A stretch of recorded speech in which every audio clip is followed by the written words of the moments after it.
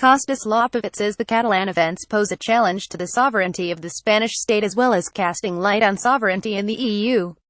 At stake is a redefinition of the concept and practice of sovereignty in Europe, and much of the onus for that falls on both the Catalan and the Spanish radical left. The challenge to Spanish sovereignty, the Catalan struggle for independence, became a mass movement in the 2010s, partly as a reaction to the hostility of the Spanish state. The current political dispensation in Spain is based on the post-Franco constitutional compromise of 1978, which recognized and granted considerable autonomy to the Catalan, Basque and Galician people. In 2006, the Catalan Statute of Autonomy was approved by the Catalan Parliament, subsequently ratified by a great majority in a legal referendum, and an amended text was formally accepted by the Spanish Parliament. Immediately after the statute's enactment, the right-wing Popular Party (PP) appealed to the Constitutional Court, which decided in 2010 that important parts of it were unconstitutional, especially those referring to the national identity and the rights of Catalonia. In 2011, the PP government of Mariano Rajoy was elected and has continued relentlessly to antagonize Catalan autonomy. Its actions have caused further humiliation in Catalonia, spurring the movement for independence. Equally important was the decision in 2012 by the then president of Catalonia, Artur Mas, to embrace the cause of independence.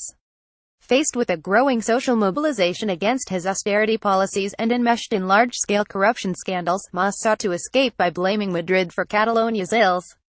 The independence movement drew on the popular mobilisations of 20,102 and was led by the conservative PDeCat and the centreleft ERC, while also containing the radical, anti-capitalist CUP. It has inevitably posed a direct challenge to Spanish sovereignty, peaking with the referendum of 1 October 2017 and the subsequent declaration of an independent republic. The Spanish state's response has been implacable, including large-scale police violence and the arrest of the elected Catalan leadership on charges of rebellion and sedition. Its actions have debunked the notion that such things do not happen in Europe. The Catalans have discovered to their cost that the ultimate sanction of sovereignty in Spain, and also in other European states, is physical, juridical and ideological violence. They have also discovered that the sovereignty they seek, if it is to be more than a mere word, must rest on authority that can draw practically on new institutions of fiscality, law and security. These can be created neither by subterfuge, nor by gradual detachment from existing institutions. They must result from an open process that would establish an alternative center of power, thus inevitably generating conflict with the incumbent Spanish state. In sum, the Spanish state has just demonstrated that it is fully aware of the underlying reality of European statehood. In contrast, the conservative leadership of the Catalan movement has shown itself entirely unprepared for the demands of sovereignty, for instance, by failing to propose a new concept of citizenship, or be radical in economic and social policy. This is not truly surprising, since the leadership is neoliberal in economic ideology and believes fervently in the EU. The Catalan campaign has consequently failed to attract mass support among wage workers and the poor of Barcelona and other urban centers, who are in good part fairly recent immigrants from the rest of Spain and tend to be bilingual in Catalan and Spanish. The lack of political preparedness has given to the campaign an air of unreality, at times verging on the absurd. Sovereignty in the EU. The light cast by Catalan events on sovereignty in the EU has been no less revealing.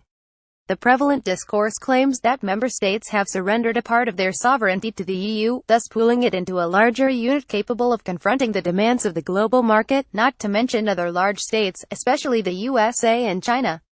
The crowning glory has been the creation of the EMU, which rests on surrendering national monetary sovereignty. From this perspective, the nation-state in Europe appears to be a historical anachronism. This view often takes an economic veneer, sometimes with reference to Roderick's trilemma and the impossibility of globalization, national sovereignty and democracy. The nation-state is either a source of transaction costs, thus forfeiting the putative benefits of globalization, or a pawn confronted with the power of the market. Pooled sovereignty in Europe is presented as a shield against market pressures as well as a guarantor of democratic freedoms. In truth, sovereign power in the EU has always been far more complex, and there is no simple tussle between the nation-state and EU institutions. The conduct of EU institutions is largely determined by nation-states as well as by the ceaseless lobbying of giant enterprises and big banks with a permanent presence in Brussels. In the course of the Eurozone crisis, the role of some nation-states has been strengthened, as has the role of governments sitting together in council. Dominant in the EU is a hierarchy of core nation-states, above all, Germany and France. The process, however, remains fluid since the Commission has also acquired fresh powers as part of the excessive deficit procedure and by policing the compliance of nation-states with the six-pack. The EU has been absolutely indifferent to the transgressions of the Spanish state regarding democracy and the right to self-determination. It has mattered not at all that the Catalan leadership is staunchly Europeanist, conservative in economic policy, and hoping to establish its sovereignty within the pool of the EU. The EU hierarchy of nation-states, chary of further fragmentation in Belgium, France, Italy, and so on, has turned a deaf ear to Catalan pleading. The presumed pooling of sovereignty in the EU has offered no democratic advantages to the Catalans when confronted by the Spanish state. A fresh perspective in the coming months. Tensions are likely to rise again. The Spanish state has squelched the first inept challenge to its sovereignty, but its actions have worsened the impasse rather than resolve the crisis. If there are Catalan elections on the 21st of December, Rajoy's government could face a defeat that would give a new boost to the demand for independence. It is also likely that there would be a rebalancing within the independence movement as support for the centre-right PDeCat is waning in favor of the centre-left ERC, while the radical CUP is also making headway. That would present a fresh opportunity to reshape sovereignty in both Catalonia and Spain.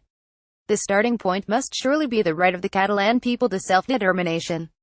However, its content ought to be carefully worked out with a view to reshaping sovereignty in three important ways. Namely, sovereignty in the Catalan Republic ought to be, first, radical in economic, political, and social terms, second, potentially open to federation or confederation with Spain, and third, free of any lingering illusions about the EU. To put it differently, Catalonia could offer to Europe a new and inclusive concept of citizenship supported by radical policies and resting on new democratic institutions, which challenging directly the Spanish constitutional settlement of 1978. Such a prospect could appeal to working people in both Catalonia and Spain. On this basis, independence for the Catalan Republic could be redefined, as it were, from the bottom up, leaving open the option of federating or confederating with Spain. The only political forces able to put forth such a perspective belong to the Catalan radical left both inside and outside the independence movement, as well as to the Spanish radical left. Their task is far from easy, particularly as the Catalan radical left is split between CUP and organizations that have kept aloof of the independence movement, such as En Comú Podem, led by Ada Colau, the mayor of Barcelona, or even organizations that defend self-determination, but do not support the demand for independence. But reaching an understanding among them is feasible, particularly as another shambles for the Catalan independence movement would probably lead to the resurgence of the Spanish far-right, already waiting in the wings. Creating nation-states has never been a legitimate aim for the radical left. Nonetheless, it has consistently defended the right to self-determination, participating in and supporting national liberation struggles, always with the aim of social transformation. If Catalonia and Spain are to break out of the impasse, and to avoid further descent into violence and authoritarianism, this is the tradition on which they should draw.